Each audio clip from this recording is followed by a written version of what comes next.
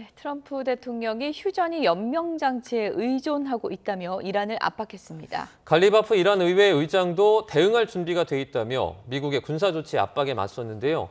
관련 내용 남성욱 숙명여대 석좌 교수, 이영정 한국국가전략연구원 센터장과 함께 이야기 나눠보겠습니다. 어서 오세요. 네. 어서 오세요. 네. 우여곡절이 참 길었는데 미국과 이란의 협상 결국 원점으로 돌아가는 것 같습니다. 관련 영상부터 보시죠. I would say the ceasefire is on massive life support, where the doctor walks in and says, "Sir, your loved one has approximately a 1% chance of living." 이란이 파키스탄을 통해 전달한 종전하는 쓰레기 같은 문서라며 고농축 우라늄을 미국에 모두 넘기기로 해놓고 말을 바꿨다고 주장했습니다. 앞서 트럼프 대통령은 이란의 고농축 우라늄을 핵찌꺼기라고 표현하며 종전 협상의 최대 목표라는 점을 분명히 했습니다. They've agreed to give us back the nuclear dust that's way underground because of the attack we made with the B-2 bomber. So 이란은 전쟁 보상금과 제재 해제, 호르무즈 주도권 인정 등을 요구하면서 핵 문제는 논의 대상이 아니란 점을 거듭 확인했습니다. متعلق به مردم ایران که سالهاست به ناحق به خاطر فشار آمریکا در بانک‌های خارجی محبوس شده آیا اینها مطالبه زیاده‌خواهانه است؟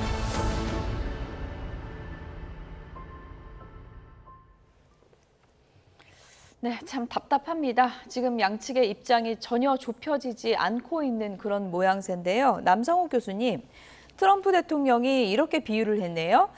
의사가 살아날 가능성이 1% 정도다라고 얘기한 것과 같다라고 하는데 의사가 보통 1% 정도라고 하면은 가능성이 뭐 거의 없는 건가요? 그렇게 봐야 되겠죠? 트럼프 대통령의 이제 거래 기술이라든가 뭐 담대한 싱킹 같은 책을 보면 상대를 설득할 때 숫자를 이야기하라는 표현이 나옵니다. 그렇군요. 사실 뭐 의사가 1%라는 말을 병원에서 하지는 않습니다. 그렇죠. 왜냐하면 뭐 희박하다 이렇게 얘기를 하겠죠. 환자의 심리 상태라든가 가족들 때문에 살아날 가능성이 1%라고 그러면 그 환자나 가족들의 실망감이 얼마나 크겠습니까? 다만 이제 본인이 이 문제를 쉽게 언론에 이제 표명한다라는 뜻에서 중환자실에서 그러면 영환실로 가는 거냐라는 표현을 쓸 수가 있는데 그만큼 이제 휴전이 깨지기 직전에 있다라는 표현을 애둘러서 말씀한 거죠.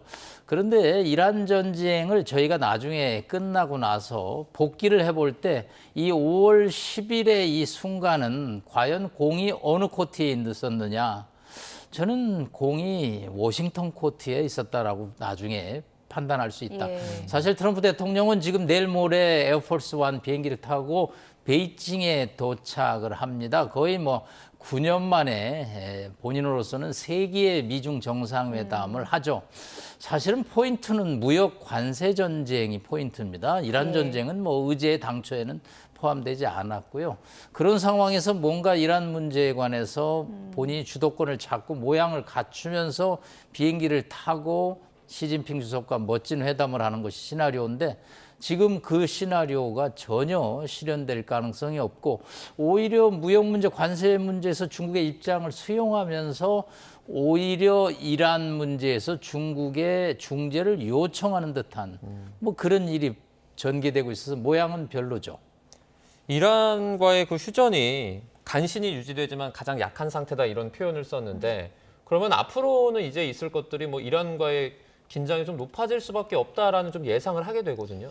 그렇죠. 트럼프 대통령이 일단 프로젝트 프리덤을 재개하겠다 이렇게 했기 때문에 이란이 호르무즈 해협을 지금 막고 통제하고 있는 상황 그리고 미국이 역봉쇄를 한 상황인데 결국은 이 프로젝트 프리덤이라는 게 무력을 동원해서라도 호르무즈 해협의 길을 뚫겠다는 거잖아요. 그래서 지난번 이틀간의 기간에도 페르시아만 안쪽에 들어가 있던 미국의 이지스-3 세척이 그 항로를 해가지고 나와 있는 상황이기 때문에 아마 호르무즈 해협을 그 선박을 이용한 무력 그리고 공중의 어떤 감시 장비라든가 타격 자산을 동원해가지고 무력 시위를 하면서 아마 계속 이렇게 뚫으려는 이런 시도를 하고 있을 거고요.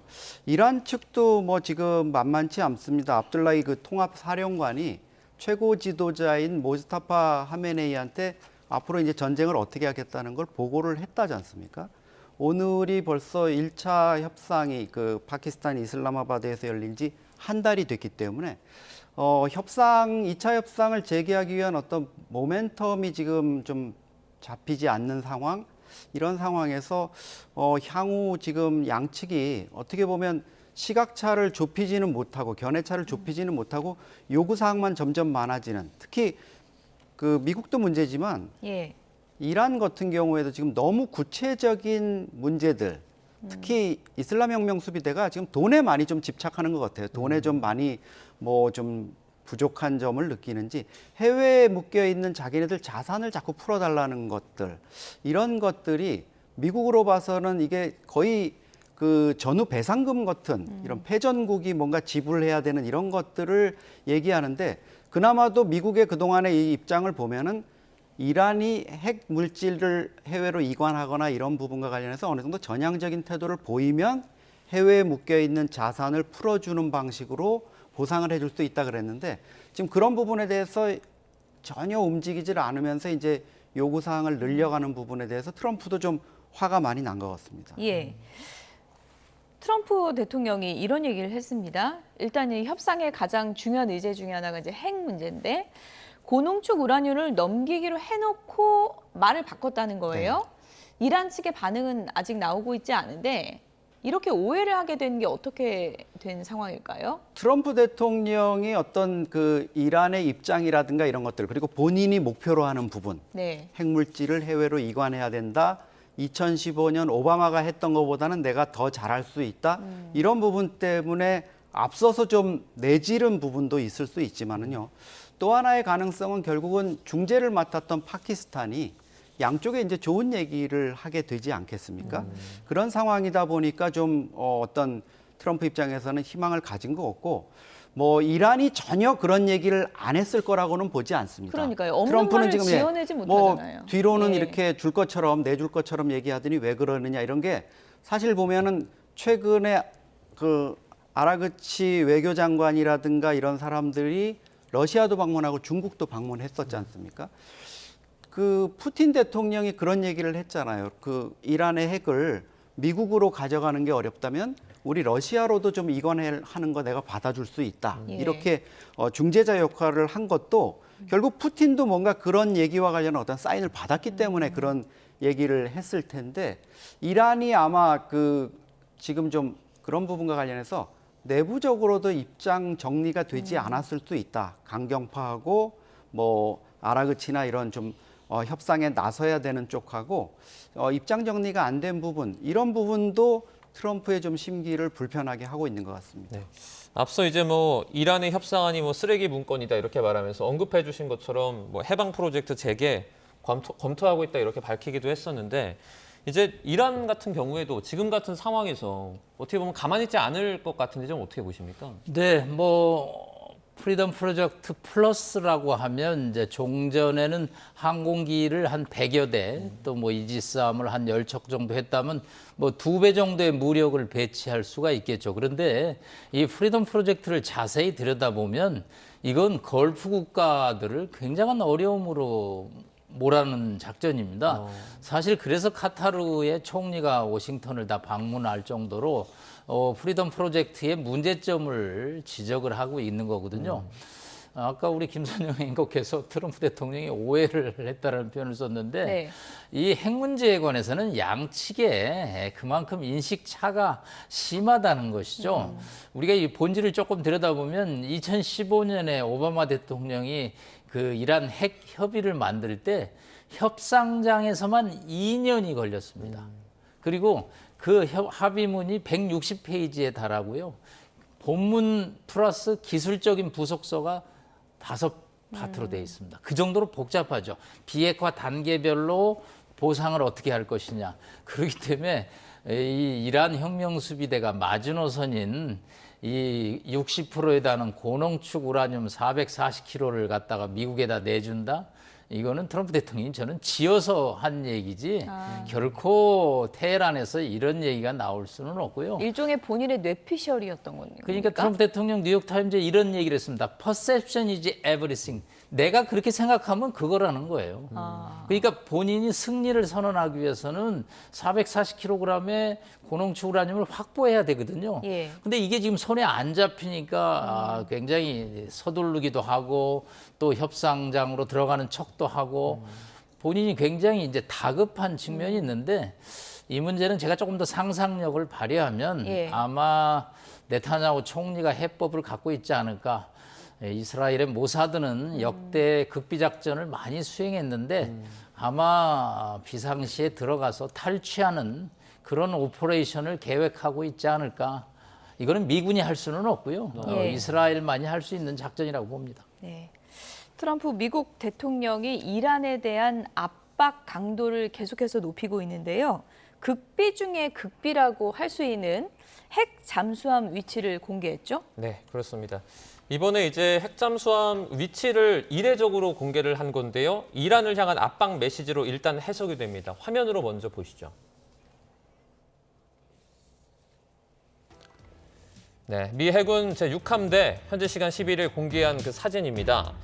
오하이오급 탄도미사일 잠수함이 영국령이죠. 지브롤터에 도착했다라는 소식을 전한 건데요. 핵탄두를 탑재할 수 있는 잠수함 발사 탄도미사일, 즉 SLBM을 운용하는 전략 자산인 만큼 보도자료까지 내고 위치를 공개한 건 매우 이례적인 조치입니다. 외신은 이 핵잠수함이 USS 알래스카로 보인다라고 분석을 했는데 수개월 동안 심해 작전을 수행할 수 있고 소음이 극도로 적어서 탐지가 어렵습니다. 수중에서 은밀하게 고속기동을 하다 이 적의 기습 타격을 할 수 있다는 점에서 위치 자체가 극비로 취급됩니다. 전략적으로 억지력을 과시해야 할 때만 드물게 공개가 되는데요. 월스트리트 저널은 이번 위치 공개가 이란을 군사적으로 압박하려는 의도로 보인다라고 해석했습니다. 앞서 트럼프 대통령 이란의 종전안을 받아들고 마음에 들지 않는다며 사실상 거부를 했고요. 오늘은 휴전이 인공호흡기를 낀 상태라며 이란을 압박하기도 했습니다. 실제로 국가안보팀을 소집해 이란 관련 군사대응 방안을 논의한 것으로 전해졌습니다. 다만 미 당국자들은 중국 방문을 앞두고 군사행동에 나설 가능성은 크지 않다고 보고 있습니다. 네. 핵 잠수함 사진까지 저희가 봤는데 이 위치나 모습이 극비 중에 극비입니까?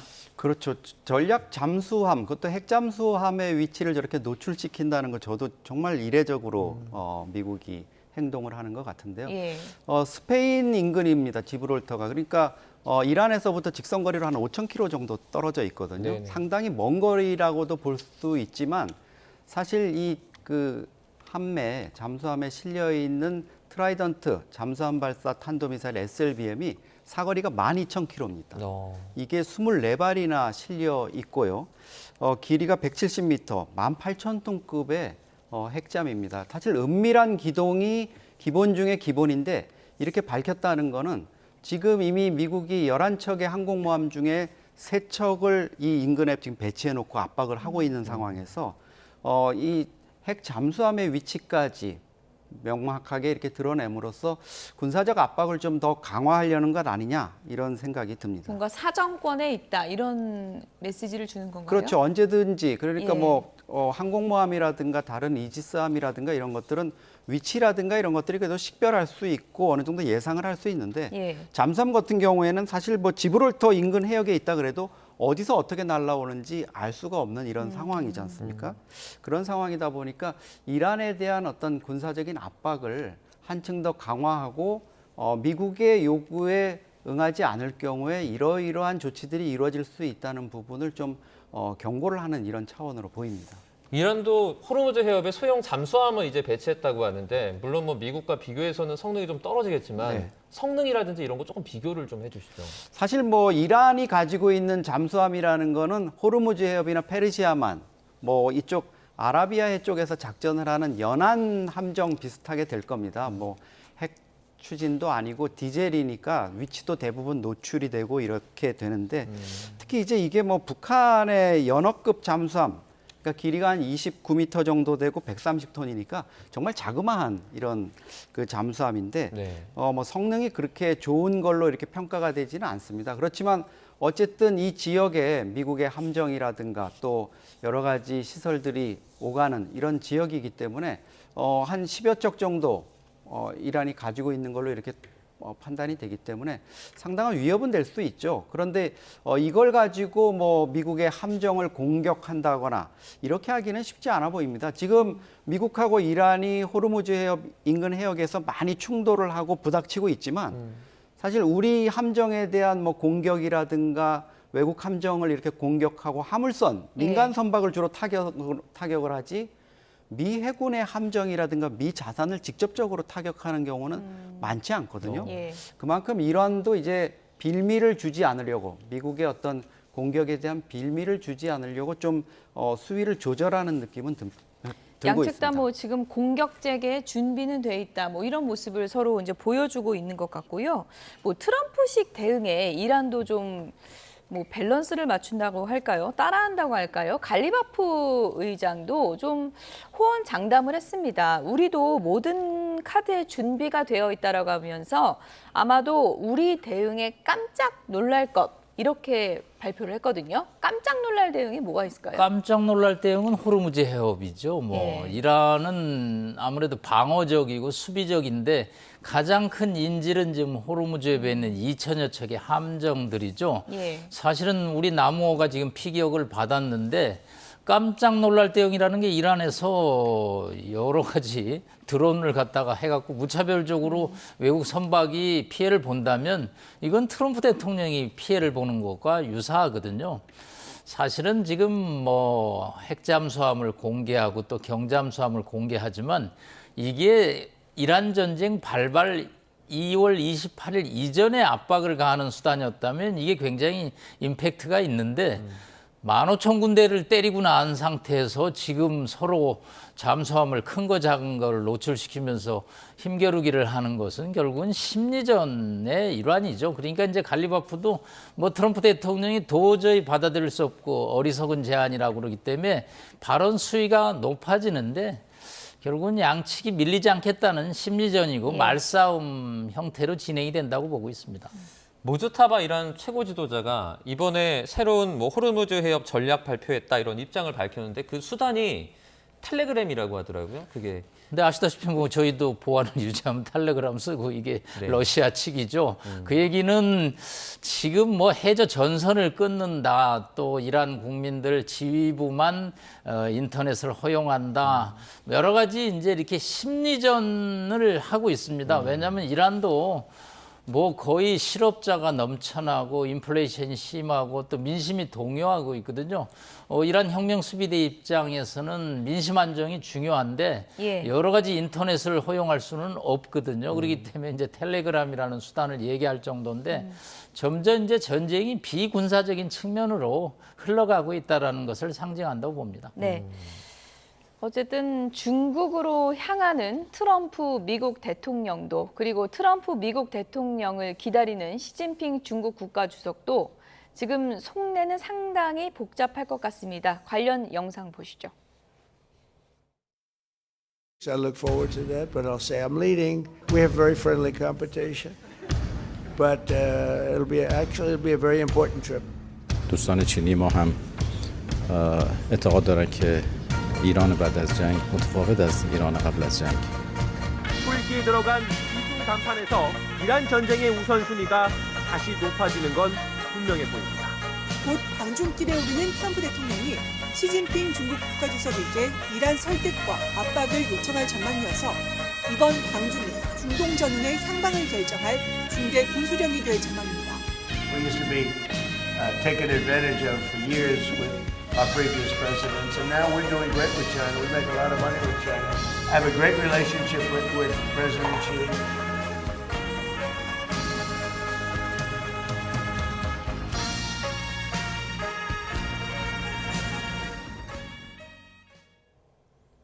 네, 미국과 중국의 스트롱맨. 이번 방중 기간 동안 6번을 만납니다. 트럼프 미국 대통령, 시진핑 주석, 지금 마음 안에 갖고 있는 청구선은 서로 다르겠죠? 그렇죠. 신미국 네. 안보센터가 이번 회담이 트럼프한테는 1, 2기 통틀어서 가장 어려운 정상회담이 될 거라 이렇게 얘기를 했거든요. 기본 의제 좀 이란 문제를 말끔히 해결하고 적어도 뭐 종전 협상 이게 좀 본궤도에 오른 다음에 갔으면은 조금 마음이 홀가분했을 텐데 예. 이란 이슈가 지금 좀 급부상을 했습니다. 기본 의제는 이제 양측의 관세 문제가 있었고요. 무역투자위원회 또 만드는 부분이 하나 있었습니다. 그리고 미국산 농산물하고 보잉 여객기를 중국이 좀 많이 사달라 이런 부분도 이제 트럼프가 반드시 좀 관철해야 되는 부분이거든요. 그리고 또 중국 입장에서는 하나의 중국 그 부분을 좀 트럼프가 지지까지는 아니더라도 어느 정도 좀 용인을 해주는 그래서 대만 독립 반대 기류를 좀 명문화해주는 이런 부분까지도 좀 기대를 했을 텐데 이란 문제로 상당히 좀 꼬이는 이런 상황이 될 수도 있을 것 같습니다. 물론 뭐 미중 간의 실무자들 거기서 고위급 회담을 통해 가지고 상당히 조율이 돼서 내일 이제 트럼프가 도착을 해서 어떤 양측 간의 회담이 본격화되면은 그 기본 의제들이 논의는 되겠죠. 중국 입장에서도 이번에 트럼프를 사실 좀 환대를 하려고 애는 쓰는 것 같아요. 과거에 트럼프가 9년 전에 방문했을 때 자금성을 갔었거든요. 근데 이번에는 이제 천단, 티엔단이라는 곳을 가는데 거기도 역시 황제가 살던 궁궐 못지않게 황제가 이제 하늘에다 제사를 지내는 곳이거든요. 트럼프 미국 대통령이 좋아하겠네요. 트럼프 입장에서는 네. 내가 이거 황제의 대우를 받는가 이런 느낌을 받을 거예요. 지난해 네. 우리 경주 에이펙 때 사실 신라 왕관을 보고 트럼프가 좋아하던 그런 금관. 모습 네네. 있지 않습니까? 금관을 보고. 예. 그러니까 아마 시진핑 주석도 트럼프하고 뭔가 이렇게 날을 세우기보다는 지금 관세 문제라든가 이런 문제를 일단 풀면서 이란 문제와 관련해 가지고 시진핑이 어떤 스탠스를 해야 될지 좀 시진핑도 전략을 많이 짰을 거 아닙니까? 그렇죠. 본인은 아마 중재자로서 예. 미국하고 이란을 좀 어른스럽게 이렇게 다독거려서 중재하는 이런 모습을 보이고 싶을 것 같습니다. 이란과 어쨌든 실타래가 잘 풀리지 않는 상황에서 트럼프 대통령이 이 중국에 대이란 압박을 조금 이렇게 압박할 가능성도 있지 않습니까? 저희가 지금 이슈가 이란 전쟁이라 미중 정상회담에서 이란 문제를 얘기를 하는데 저는 비중이 20%는 안 될 거로 보고요. 뉴욕타임즈가 재밌는 표현을 했습니다. 5B 대 3T의 대결이다. 5B는 뭐냐? 미국 전략입니다. 보잉 B죠. 비프, 콩, 그다음에 또 여러 가지 보드, 두 차례 위원회. 그럼으로써 이제 미국이 중국에게다 팔아야 될 겁니다. 3천억 달러의 대중 무역 적자를 해결해야 되는 큰 과제를 안고 있습니다. 심지어 이번에 벤센트 재무부 장관은 지역구가 네브라스크 쪽인데 본인이 생산되는 콩을 팔지 않으면 콩값이 떨어져서 지역민들로부터 큰 반발을 가져올 정도거든요. 또 중국은 3T라고 합니다. 테리프, 관세죠. 예, 테크놀로지 또 막아야죠. 또 타이완을 막아야 됩니다. 그러니까 3T라는 거거든요. 양측이 접점을 찾으면 정말 세계 회담인데 묘하게 돈과 기술이 또 충돌하고 있습니다. 예를 들어서 타이완 문제에 관해서 중국은 그동안에 미국이 타이완 독립을 not support, 지지하지 않는다라는 정도의 표현인데 오늘 이거를 영어를 너무 많이 쓰시는 거 아닙니까? 이거 조금 원문을 설명해야지 시청자들이 조금 알려드립니다. 어포즈, 반대한다라는 단어를 써달라는 겁니다. 예. 트럼프 대통령한테. 그러면 콩 사주고 비프 사주고 또 비행기 사주겠다라는 얘기거든요. 예. 사실은 실리와 명분을 교차하는 이게 협상의 세계 협상입니다. 그래서 사실은 이 핵심을 벤센트 장관이 서울에서 허리평 대표하고 상의를 하고 베이징으로 가죠. 아니 왜 베이징 가서 안 하고 서울에서 하고 가지? 정상들한테 만들어서 갔다가 전달을 하는 그런 스케줄이거든요. 그렇기 때문에 뭐 이란 전쟁이 미중 회담에서는 중국이 이란 원유를 수입하는 데 있어서 영향력을 좀 발휘하는 그런 정도지 이 회담을 절대적으로 이란 문제에서 보면 네. 본질을 저는 놓치고 미중 간의 무역 전쟁 트럼프 대통령이 여기서 성과를 거둬서 연말쯤 시진핑 주석을 다시 워싱턴에 초청한다는 스케줄을 잡고 있거든요. 그렇군요. 그럼으로써 11월 중간 선거에서 내가 대중 적자를 많이 개선했다. 그런 식으로 지금 흐름을 끌고 가는데 초점을 둬야지. 미중 정상회담이 이란 문제 해결하려고 만났다. 요거는 조금 나중에 무게를 좀 낮춰서 볼 필요가 있다고 봅니다. 어쨌든 뭐 미국과 중국의 정상이 만나서 이번에 6번이나 대화를 한다는데 얘기할 게 얼마나 많겠습니까? 어쨌든 이란도 발등에 떨어진 불 이슈 가운데 하나고 그렇기 때문에 여러 가지 분석이 나오는데 일종의 뭐 타이완을 주고 이란을 얻는 게 아니냐 이런 셈법을 두 정상이 갖는 게 아니냐 이런 전망도 있거든요.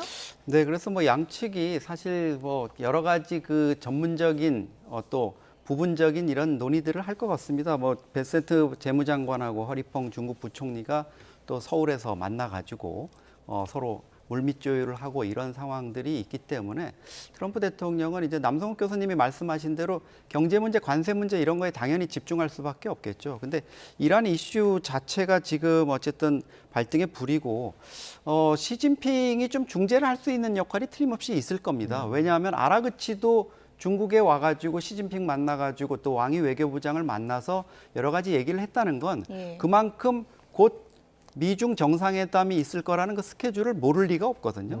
그러면 어떤 식으로든지 얘기를 해달라고 했을 거고 그다음에 또 시진핑 입장에서도 사실 어떤 중재자 역할 이런 것들 트럼프 입장에서는 뻔히 알지 않습니까? 중국이 이란 원유의 90%를 수입해가지고 그 숨통을 틔워주고 있다는 거 또 중국도 지금 호르무즈 해협이 막힘으로써 어려움이 있을 거거든요.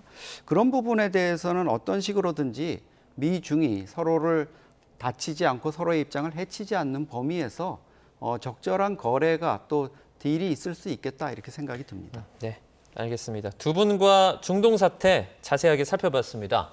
남성욱 숙명여대 석좌 교수, 이영종 한국국가전략연구원 센터장과 함께했습니다. 고맙습니다. 고맙습니다.